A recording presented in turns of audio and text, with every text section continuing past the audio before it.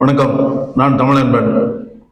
இன்று கரூர் கூட்ட நெரிசலில் 41 உயிர்கள் பலியான வழக்கில் உச்சநீதிமன்றத்தில் ஒரு தீர்ப்பு வந்திருக்கிறது. அந்த தீர்ப்பின்படி இந்த வழக்கை சிபிஐ, அதாவது மத்திய புலனாய்வுத்துறை விசாரிக்கும் என்று உத்தரவிடப்பட்டிருக்கிறது. இந்த உத்தரவு வந்தவுடன் விஜய் கட்சியினர் மிக பெரும் கொண்டாட்டத்தில் ஈடுபட்டுள்ளனர். எங்களுக்கு வெற்றி கிடைத்துவிட்டது என்று எல்லோரும் கொண்டாடி கொண்டிருக்கின்றனர். இதில் என்ன வெற்றி கிடைத்திருக்கிறது என்றால் என்று அவர்கள் கருதுகிறார்கள் என்றால், தமிழ்நாடு அரசின் கட்டுப்பாட்டில் உள்ள சிறப்பு புலனாய்வு குழுவோ அல்லது ஒரு நபர் ஆணையமோ விசாரித்தால் தங்கள் பக்கம் இருக்கின்ற குற்றங்கள் வெளிவந்து உண்மை வெளியே வந்து தங்களது கட்சிக்கு ஒரு பெரிய அவப்பெயரை ஏற்படுத்திவிடும் என்று அவர்கள் பயந்து கொண்டிருக்கிறார்கள். அதனால் தமிழ்நாடு அரசு இதை விசாரிக்காமல் ஒன்றிய அரசு இதை விசாரித்தால் அதிலிருந்து நாம் தப்பிவிடலாம் என்று அவர்கள் கணக்கு போட்டுக் கொண்டிருக்கிறார்கள். அதன் விளைவுதான் இந்த வெற்றி கூப்பாடு என்று திமுகவினர் அல்லது ஆளும் தரப்பினர் சொல்லிக் கொண்டிருக்கிறார்கள். இன்னொரு பக்கம் திமுக தரப்பில் திமுகவினுடைய வழக்கறிஞர் என்ன சொல்லியிருக்கிறார் என்றால், இந்த தீர்ப்பு இடைக்கால தீர்ப்பு தான், இது இறுதி தீர்ப்பு அல்ல. இறுதி தீர்ப்பு மாற்றத்துக்கு உட்பட்டது. அதாவது சிபிஐ விசாரணை இருக்குமா இல்லையா என்கிற ஒரு சந்தேகத்தையே அவர் அந்த பேட்டியின் மூலம் எழுப்பியிருக்கிறார். கூடுதலாக இன்னொரு தகவலையும் சொல்லியிருக்கிறார். சிறப்பு புலனாய்வு குழுவுக்கு தடை கேட்ட வழக்கில் தான் இந்த தீர்ப்பு வந்திருக்கிறது. ஆனால் அந்த வழக்கிலும் புதிதாக, அதாவது ஒன்றிய அரசுக்கு உட்பட்ட சிபிஐ இதை முழுமையாக தொடக்கத்திலிருந்து விசாரிக்கும் என்று சொல்லவில்லை. இதுவரை எஸ்ஐடி விசாரித்தவற்றை சிபிஐயிடம் ஒப்படைக்க வேண்டும் என்றுதான் சொல்லி இருக்கிறது. அப்ப அதன் மூலம் என்னவென்றால், இதுவரை எஸ்ஐடி விசாரித்ததில் எந்த குற்றமும் இல்லை, எஸ்ஐடி விசாரணையை தவறு என்று உச்சநீதிமன்றம் சொல்லவில்லை என்று ஒரு சட்ட நுணுக்கங்களை சுட்டிக்காட்டி அவர் பேட்டி கொடுத்திருக்கிறார். எது எப்படி இருப்பினும் இந்த தீர்ப்பு திமுக கூட்டணி கட்சிகளுக்கு ஒரு பெரிய பின்னடைவாகவும், அதிமுக பாஜக கூட்டணி கட்சிகளுக்கு ஒரு பெரிய சந்தோஷமாகவும் அமைந்திருக்கிறது என்பதை நாம் காண முடிகிறது. அதாவது ஒரு எதிர்பாரா ஒரு நேர்ச்சி நடந்து 41 உயிர்கள் பலியாயிருக்கின்றன. அதில் பல பெண்கள், குழந்தைகள் இறந்திருக்கிறார்கள். இந்த விஷயத்திலும் முழுக்க அரசியல் செய்ய வேண்டும் என்று அரசியல் கட்சிகள் எண்ணுகின்றன, அரசியல் கட்சிகள் நினைக்கின்றன என்பதுதான் இன்றைய கொண்டாட்டங்களின் வெளிப்பாடாக தெரிகிறது. இது மிகவும் கொடூர மனப்பான்மை உள்ள ஒரு விஷயம். இதற்கு முன்பாகவே இந்த வழக்கில் சிபிஐ விசாரணை கோரி பாதிக்கப்பட்டவர்கள் சார்பில் உச்சநீதிமன்றத்தில் தாக்கல் செய்யப்பட்ட மனுக்கள் குறித்து நடந்த புலனாய்வில் சில அதிர்ச்சிகரமான தகவல்கள் வெளியாகி இருக்கின்றன. ஏனெனில் அதில் அந்த வழக்கில் கையெழுத்து போட்டு எங்கள் பெயரில் உச்சநீதிமன்றத்தில் வழக்கு தாக்கல் செய்யப்பட்டிருக்கிறது, எங்களிடம் அதிமுகவை சேர்ந்த ஊராட்சி தலைவர் பையனுக்கு வேலை வாய்ப்பு வாங்கி தருவதற்கும் ஒரு நிவாரண உதவி கிடைப்பதற்கும் தான் இந்த மனு என்று சொல்லி கையெழுத்து வாங்கி போனார். ஆனால் உச்சநீதிமன்றத்தில் வழக்கு என்பதே எங்களுக்கு செய்தி பார்த்து தான் தெரிந்து கொண்டோம் என்ற பேட்டிகளை எல்லாம் காண முடிந்தது. அப்போ இதில் இந்த விஷயத்தில் இந்த நிகழ்வு கரூரில் நடந்ததால், கரூரில் முன்னாள் அமைச்சர் செந்தில் பாலாஜி மிகவும் வேகமாக செயல்படக்கூடியவர் என்பதால் அவரை முடக்குவது, அதோடு சேர்ந்து திமுகவிற்கு ஒரு பெரிய அவப்பெயரை ஏற்படுத்துவது என்கிற திட்டமிடலோடு அதிமுக பாஜக கூட்டணி கட்சிகள் செயல்பட்டு கொண்டிருக்கின்றன. திமுகவோ இதிலிருந்து நாம் தப்பிக்க வேண்டும் என்பதற்காக, இந்த அவப்பெயர்களிலிருந்து நாம் தப்பிக்க வேண்டும் அல்லது காவல்துறை தரப்பில் தப்பு இருந்தால் அதை நாம் பாதுகாக்க வேண்டும் என்கிற எண்ணத்தில் வேகமாக செயல்பட்டதாக ஒரு பக்கம் விமர்சனம் இருக்கிறது. இப்படி இரண்டுக்கும் நடுவில் என்ன இருக்கிறது என்றால், 41 அப்பாவி உயிர்கள் இருக்கின்றன. 41 பேர் இறந்த விஷயத்திலும் இவர்கள் உண்மையாகவும் நேர்மையாகவும் அணுகாமல் திரும்ப ஒரு அரசியல் செய்வதையே, அதாவது எதிர்கட்சிகள் அதை தீவிரமான அரசியலாக்கும் போது அதற்கு எதிர்வினையாக ஆளுங்கட்சியும் அரசியல் செய்ய இது ஒரு அரசியல் மயமாகிறது. இன்றைக்கு உச்சநீதிமன்ற தீர்ப்பு, இதற்கு முன்பு சென்னை உயர்நீதிமன்ற தீர்ப்பையும், சென்னை உயர்நீதிமன்றம் நடிகர் விஜய் அவர்களையும் அவருடைய கட்சியினரையும் கடுமையாக தாக்கி விமர்சனம் செய்து கருத்துக்கள் வெளியிட்டதையும் இன்று உச்சநீதிமன்றம் கேள்வி எழுப்பியிருக்கிறது.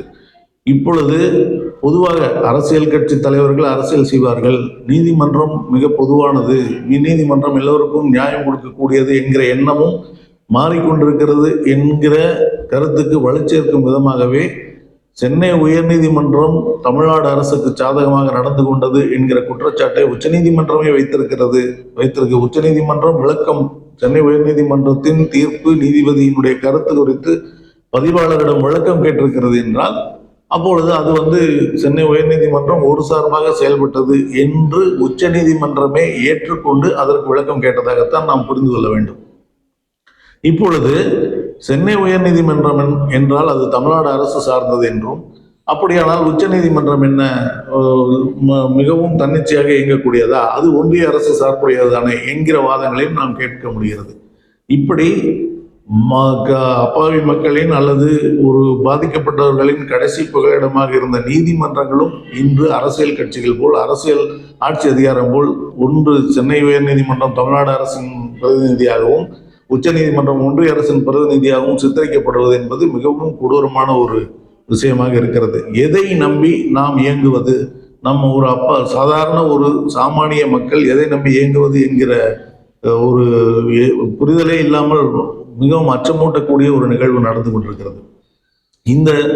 இது அரசியல். இப்படி தமிழ்நாட்டில் உள்ள அரசியல் கட்சிகள் அதிமுக, பாஜக இந்த விஷயத்தை வைத்துக்கொண்டு தீவிரமாக திமுக மேல் ஒரு மிகப்பெரிய பழியை போட்டுவிட வேண்டும் என்று துடிப்பதும், விஜய் கட்சியினர் நாம் செய்த தவறிலிருந்து தப்பிப்பதற்காக இதில் அதிமுக பாஜகவின் பின்னால் போய் நின்று கொண்டிருப்பதும் நாம் அரசியலாக காணக்கூடிய நிகழ்வாக இருக்கிறது. இந்த அரசியலை தாண்டி இந்த நிகழ்வுக்கு அடிப்படை காரணமாக இருந்த நடிகர் விஜய் அவர்களும் அவருடைய கட்சியும் என்ன எதிர்காலம் இருக்கிறது, என்ன எப்படி போகும் என்று பார்த்தால் அதுவும் மிகவும் ஒரு ஆபத்தான ஒரு விஷயமாக இருக்கிறது. நடிகர் விஜய் அவர்கள் திரைத்துறையில் உச்சத்தில் இருக்கும் நேரத்திலேயே அரசியலில் ஒரு மாற்றத்தை ஏற்படுத்துவேன், தமிழ்நாடு அரசியலில் ஒரு மாற்றத்தை ஏற்படுத்துவேன் என்று சொல்லிக்கொண்டு இங்கு வந்தார். அவர் வரும்போதே தமிழ்நாடு அரசையும் ஒன்றிய அரசையும் கடுமையாக எதிர்த்து, ஒன்று கொள்கை எதிரி, இன்னொன்று அரசியல் எதிரி என்று சொன்னார். திமுக அரசை திட்டுவதைப் போலவே ஒன்றிய அரசையும் அவர் திட்டிக் கொண்டிருந்தார். இன்றைக்கு சிபிஐ விசாரணை எங்களுக்கு கிடைத்த மாபெரும் வெற்றி என்று கொண்டாடும் விஜய் கட்சியினர் கொண்டாடி கொண்டிருக்கும் போது சிபிஐ என்பது ஒன்றிய அரசின் கைப்பாவையான ஒரு நிறுவனம் என்று விஜய் பேசிய பேச்சே அதற்கு எதிர்வினையாக காணொலிகளாக வந்து கொண்டிருக்கிறது. இப்படி இதுவரை விஜய் பேசி வந்த அரசியல் கட்சி ஆரம்பித்து ஒன்றிய அரசையும் மாநில அரசையும் ஒரு சேர எதிர்க்கக்கூடிய ஒரு ஆளாக தன்னை காட்டிக் கொண்டிருந்த விஜய் இப்பொழுது ஒரு சார்பு பக்கமாக, அதாவது ஒன்றிய அரசின் பின்னால் போய் ஒளிந்து கொண்டவராக தோற்றமளிக்கிறார். பாஜக இந்த சிக்கலை வைத்துக்கொண்டு, கரூர் சிக்கலை வைத்துக்கொண்டு தாவேகாவுக்கு, அதாவது விஜய் கட்சிக்கு முந்திக்கொண்டு ஒரு பெரிய அரசியலை முன்னெடுத்தது. அதாவது இந்த விஷயத்தில் ஆளுங்கட்சி தான் குற்றவாளி என்று, அதாவது தமிழ்நாடு அரசு தான் குற்றவாளி என்று சொல்வதற்காக ஒரு பாராளுமன்ற உறுப்பினர்கள் குழுவை அனுப்பி ஹேமமாலினி உட்பட பல உறுப்பினர்கள் அவர்கள் நேரடியாக கரூருக்கு சென்று விசாரித்து அவர்கள் சொன்னது என்னவென்றால், இந்த கரூர் துயர நிகழ்வில் ஆளும் கட்சி, அதாவது தமிழ்நாடு அரசு, காவல்துறையும் தான் பொறுப்பு என்று வெளிப்படையாக பேசிவிட்டு சென்றார்கள், பேட்டி கொடுத்து விட்டு சென்றார்கள்.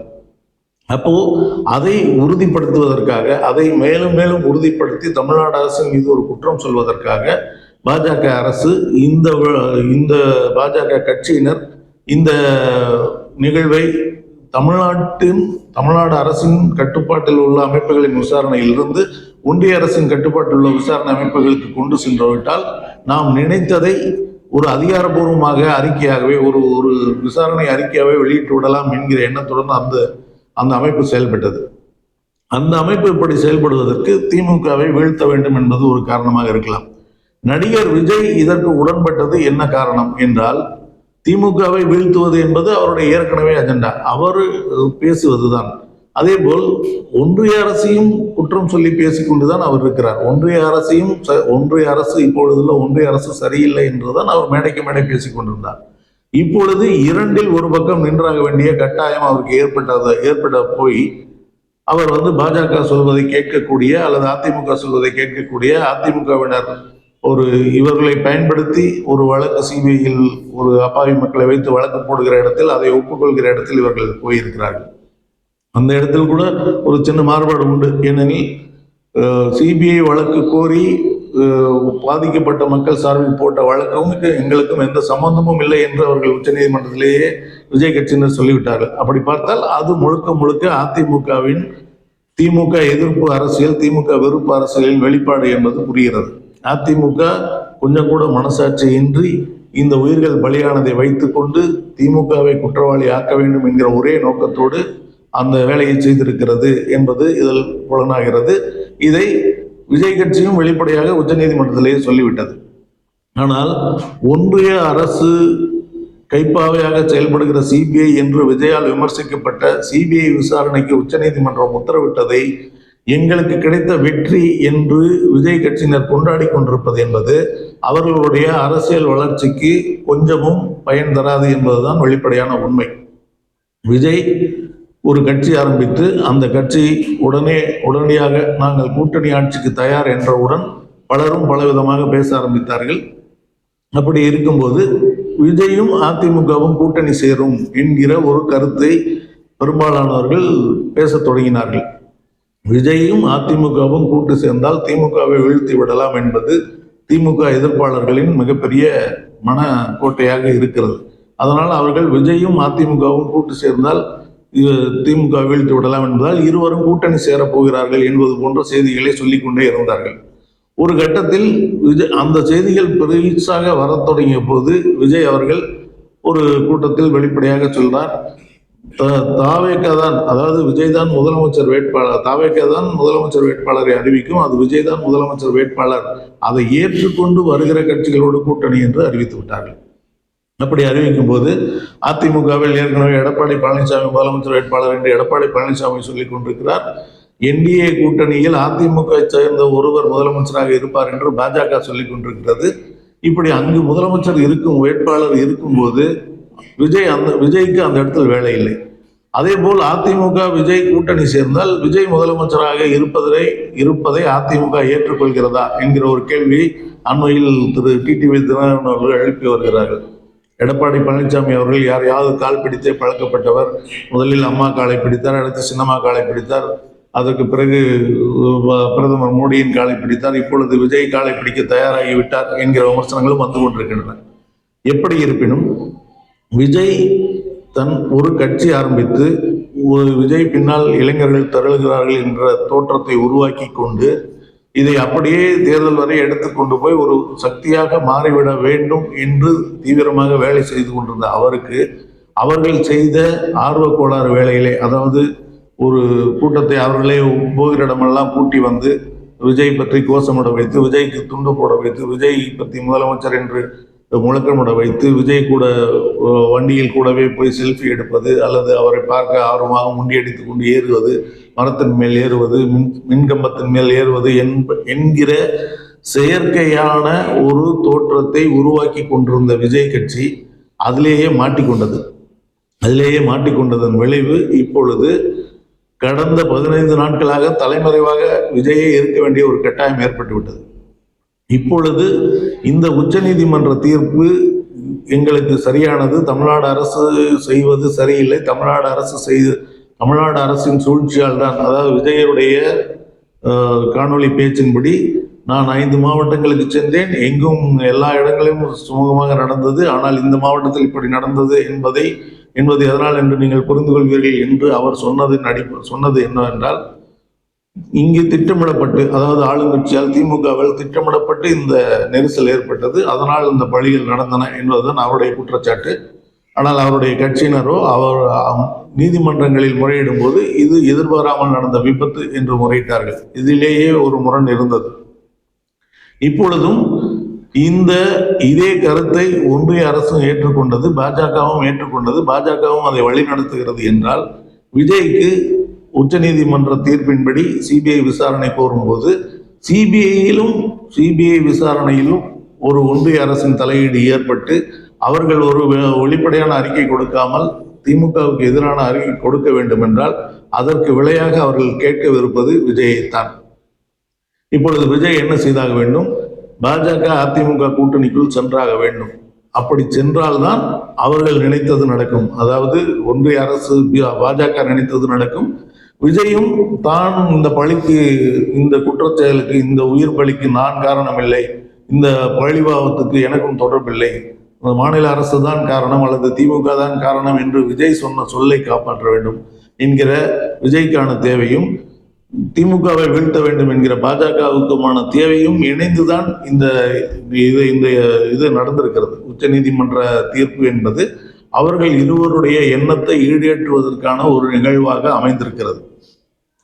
இது உண்மையிலேயே வெளிப்படையாக நடக்கும் என்றால் எந்த சிக்கலும் இல்லை. உண்மை வெளிவரப்போகிறது. உண்மை விஜய் செய்தது, விஜய் கட்சியினர் செய்ததுதான் குற்றம் என்பது பல விதங்களில் நமக்கு சேர்ந்திருக்கிற தகவல். அந்த தகவல் சிறப்பு புலனாய்வு குழு விசாரித்தாலும், ஒன்றிய சிபிஐ விசாரித்து மத்திய புலனாய்வு குழு விசாரித்தாலும், மத்திய புலனாய்வு குழுவை கண்காணிக்கிற ஒரு குழு விசாரித்தாலும், யார் விசாரித்தாலும் உண்மை அதுதான் என்று தெரிய போகிறது. ஆனால் இதில் அரசியல் கலந்திருக்கிறது என்றால் அந்த விஜயினுடைய விஜய் இப்பொழுதுதான் கட்சி ஆரம்பித்தார், 2 ஆண்டுகள் ஆகிறது. நடுவில் வந்த இடைத்தேர்தல்கள் எதிலும் பங்கு பெறாமல், பாராளுமன்ற தேர்தல் ஆகியவற்றில் பங்கு பெறாமல் நேரடியாக தமிழ்நாடு சட்டமன்ற தேர்தல் தான், தமிழ்நாட்டின் முதலமைச்சர் நான் தான் என்கிற கனவோடு கட்சி ஆரம்பித்த விஜய் அந்த தேர்தலை சந்திக்கும் முன்பே அதிலிருந்து விலகி ஓட வேண்டிய நிர்பந்தம் ஏற்பட்டுவிட்டது. இன்று பாஜக அதிமுக கூட்டணி அமைந்திருக்கிறது. அந்த கூட்டணியில் முதலமைச்சர் வேட்பாளராக அதிமுகவை சேர்ந்த ஒருவர் இருப்பார் என்பது 2 கட்சிகளும் ஒப்புக்கொண்ட ஒரு நிகழ்வாக இருக்கிறது. அதில் யார் முதலமைச்சர் வேட்பாளர் என்பதில் ஒரு சிக்கல் இருக்கிறது. அதில் மாற்று கருத்துகள் இருக்கின்றன என்பது வேறு. ஆனால் அதிமுக பாஜக ஆகிய 2 கட்சிகளும் ஒரு கூட்டணியாக தேர்தலை சந்திப்பது, தேர்தலை சந்தித்தால் அதிமுகவை சேர்ந்த ஒருவர் முதலமைச்சர் வேட்பாளர் என்பது உறுதியான ஒரு விஷயம். அந்த இடத்தில் இப்பொழுது நான் தான் முதலமைச்சர் என்று சொல்லிக் கொண்டிருந்த விஜய் இந்த சிக்கலின் காரணமாக அவர்கள் பின்னால் போவார் என்றால், அவர் அந்த முதலமைச்சர் வேட்பாளரால் எடப்பாடி பழனிசாமியோ, சிவி சண்முகமோ, கே செங்கோட்டையனோ யாரோ ஒருவர், அது அதிமுக என்டிஏ கூட்டணி அறிவிக்கிற வேட்பாளருக்கு அவர் ஓட்டு கேட்க வேண்டிய கட்டாயத்துக்கு ஆளாவார். அப்படியானால் விஜய் ஒரு மாற்று அரசியலை கொண்டு வருவார் என்று நம்புகிற சிலரும், அதாவது தமிழ்நாட்டை பொறுத்தவரை திமுக அதிமுகவுக்கு மாற்றாக ஒரு தலைவர் வந்து விடுவார், வர வேண்டும் என்கிற எண்ணமும் ஏக்கமும் ஒரு குறிப்பிட்ட விழுக்காடு மக்களுக்கு இருந்து கொண்டே இருக்கிறது. பல ஆண்டுகள் இவர்கள் தொடர்ந்து செய்து கொண்டிருக்கிறார்கள். 2 கட்சிகளும் ஒரே மாதிரி இருக்கின்றன. இதனால் நம்முடைய வாழ்க்கையில் எந்த மாற்றமும் இல்லை. அவர்கள்தான் மாறிக்கொண்டிருக்கிறார்கள். லட்சாதிபதிகள் கோடீஸ்வரர்கள், கோடீஸ்வரர்கள் பெருங்கோடீஸ்வரராகிறார்கள். ஆனால் மக்கள் நாம் கஷ்டப்பட்டு கொண்டேதான் இருக்கிறோம் என்று நினைக்கிற ஒரு கூட்டம் இருக்கிறது. அந்த கூட்டம் புதிதாக யார் வந்தாலும், விஜயகாந்த் வந்தாலும், கமலஹாசன் வந்தாலும், விஜய் வந்தாலும், சீமான் வந்தாலும் அவர்களை அவர் வெற்றி பெற செய்ய வேண்டும் என்று நினைக்கிற காலம் இருக்கிறது. அந்த இடத்தில் விஜய் ஒரு திரைத்துறையில் முதலிடத்தில் இருந்து இங்கு வருகிறார், வெகு மக்களுக்கு தெரிந்த ஒருவர் என்பதால் இன்னும் கொஞ்சம் கூடுதலாக அவரை பற்றின பிம்பங்கள் கட்டமைக்கப்பட்டு கொண்டே இருந்தன. அவை ஒட்டுமொத்தமாக இப்பொழுது உடைந்து விட்டது என்றுதான் இப்பொழுது சொல்ல முடியும். விஜய் தனியாக நின்றால் மட்டும்தான் அவர் ஒரு மாற்று கட்சியாக, மாற்று வேட்பாளராக, மாற்று சிந்தனை உள்ளவராக, அந்த மாற்று சிந்தனை, மாற்று கட்சி, மாற்று வேட்பாளர் என்கிற எதற்கும் தன்னை தகுதிப்படுத்திக் கொள்ளாத ஒருவர் தான் விஜய் என்பது வேறு விஷயம். அது அறிவார்ந்த சமூகத்திலும் அரசியல் புரிதல் உள்ளவர்களுக்குமான ஒரு விஷயம். ஆனால் வெகு மக்களை பொறுத்தவரை திமுக அதிமுகவுக்கு மாற்றாக விஜய் இருப்பார் என்று நம்புகிற வெகு மக்கள் ஒரு குறிப்பிட்ட விழுக்காட்டினருக்கு, அந்த விழுக்காட்டினருடைய மனதிலிருந்தும் விஜய் விலக வேண்டிய ஒரு நெருக்கடி இப்பொழுது ஏற்பட்டு விட்டது. ஒன்றிய அரசு இந்த வழக்கை மத்திய புலனாய்வு குழு விசாரித்தால் முழுமையான உண்மை வெளிவந்துவிடும் என்றால், முழுமையான உண்மை வெளிவந்தாலும் அது விஜயைத்தான் குற்றம் சாட்டும். ஏனெனில் விஜய்க்கு ஒவ்வொரு மாவட்டத்திலும் கூட்டம் கூடும். ஆனால் போகிற இடங்களெல்லாம் ஒரு கூட்டத்தை கூட்டி சென்றதனால், அந்த கூட்டத்தை சேர்ப்பதற்காக கால அவகாசம் எடுத்துக்கொண்டதால் தான் இந்த துயரம் நடந்தது என்று வெளிப்படையாக இல்லை, உள்ளுக்குள் அவர்களுக்கு தெரியும். அந்த கட்சிக்காரர்கள் பேசிக்கொள்கிறார்கள், அந்த ஊர் மக்கள் பேசுகிறார்கள், எல்லாம் நடக்கிறது. உண்மை இதுதான். இன்றைக்கு இந்த நிகழ்வு துயரம் நடந்து 15 நாட்களுக்கு பிறகும் பலரும் அது குறித்து கருத்து அந்த ஊர்க்காரர்கள் அந்த நிகழ்வில் இருந்தவர்கள் சொல்வது எல்லாமே விஜய் கட்சியினர் மீதுதான் குற்றம் சொல்கிறார்கள். அதை தான் அந்த பழியை தான் ஏற்றுக்கொண்டு அதற்கு பிராயச்சித்தம் தேடும் முயற்சியில் இறங்காமல் அந்த பழியை திமுக மேல் சுமத்த வேண்டும் என்ற இடத்தில் விஜய் சறுக்கினார். அதை பயன்படுத்தி கொண்டு இன்று பாஜகவும் அதிமுகவும் விளையாடி கொண்டிருக்கிறது. இப்பொழுதும் இந்த உச்சநீதிமன்ற தீர்ப்பு, உச்சநீதிமன்றத்தின் சிபிஐ தான் விசாரிக்க வேண்டும் என்கிற தீர்ப்பை அதிமுக பாஜக கூட்டணி கட்சியினர் கொண்டாடி கொண்டிருக்கிறார்கள் என்பது மிக தெளிவாக இது ஒரு அரசியலாக இருக்கிறது. இந்த அரசியலுக்குள் விஜயும் போய் மாட்டிக்கொண்டார். இந்த இடத்திலும் அவர் இதையே தொடருவாரானால் அவருடைய கட்சி ஒரு தேர்தலை சந்திக்கும் முன்பாகவே, அதாவது ஒரு எழுச்சியை சந்திக்கும் முன்பாகவே வீழ்ச்சியை சந்தித்து விட்டது, அவருடைய அரசியல் வாழ்க்கை இதோடு முடிந்து விட்டது என்றே நாம் எண்ணிக்கொள்ளலாம். இது இந்த தீர்ப்பு இந்த தீர்ப்பு இறுதி தீர்ப்பு அல்ல என்று திமுக வழக்கறிஞர் சொல்கிறார். இதனுடைய இப்பொழுது புதிதாக இன்று 2 மனுக்கள் நாங்கள் சொல்லாமல் மனு தாக்கல் செய்தார்கள் என்று ஒரு மனுக்கள்லாம் தாக்கல் செய்யப்பட்டிருக்கின்றன. இதனுடைய விளைவுகள் என்னவாக இருக்கும் என்பது இன்னும் போக போக தெரியும். ஆனால் இப்பொழுதுள்ள சூழ்நிலையில் விஜய் கட்சியினர் தங்களுக்கு கிடைத்த மாபெரும் வெற்றியாக இதை கொண்டாடுவது என்பது தங்கள் மேல் இருந்த பழியை திமுக மேல் தங்களால் ஏற்பட்ட தவறை அதனுடைய பழியை ஏற்றுக்கொள்ளாமல் இதை ஆளுங்கட்சி சார்ந்து ஆளுங்கட்சி செய்தது திட்டமிட்டு என்கிற ஒரு குற்றத்தை சுமத்த வேண்டும் என்று நினைக்க போன இடத்தில் அந்த இடத்தில் அவர்கள் வெற்றி பெற்றதாக நினைத்தால் அதுதான் அவர்களுடைய குழி, அதாவது அந்த இடத்தில் அவர்களுடைய தோல்வி தொடங்குகிறது என்பதுதான் உண்மை. அதை அவர்கள் புரிந்து கொண்டு அரசியல் செய்தால் அரசியலில் தொடரலாம், அல்லது விஜய் கட்சி தேர்தலை சந்திக்காமலே கூட விலகி போய்விடக்கூடிய வாய்ப்பு இருக்கிறது என்பதுதான் உண்மை. நன்றி, வணக்கம்.